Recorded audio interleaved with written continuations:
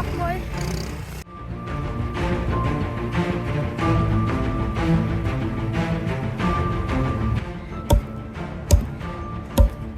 Das ist der erste Schluck. Wir sind gerade mal seit einer Viertelstunde draußen.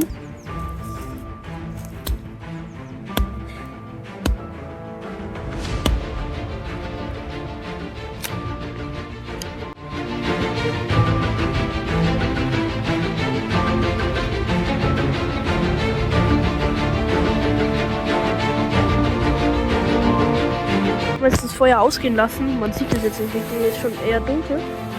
Genau, hier die Hängematte. Sieht man jetzt auch nicht richtig. Ich bin jetzt hier auf dem Schlafsack. Hinten hat man noch Ausblick auf den Wald hier. Ja, dann gehen wir jetzt mal ins Bett.